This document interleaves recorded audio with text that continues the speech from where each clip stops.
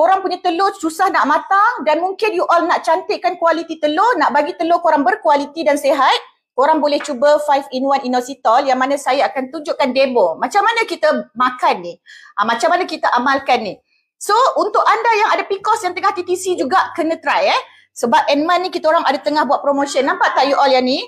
Ni dalam air dalam air kita akan tuang kita akan tuang jadi korang nampak kat sini.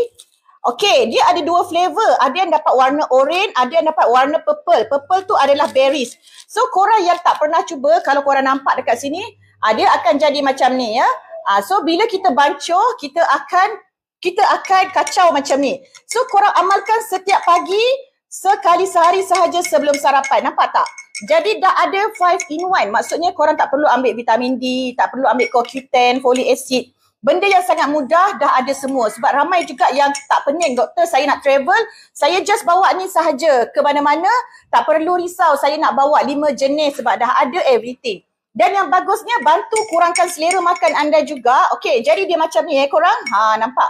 Sebab dia ada dua flavor. So yang ni adalah untuk anda yang TTC, yang nak mengandung, yang ada masalah PCOS, yang nak rawat masalah hormon tak stable dan nak bantu berovulasi. So dekat Marisa ni kita tak guna lain, kita guna yang ni sebab yang ni dah complete dan dosage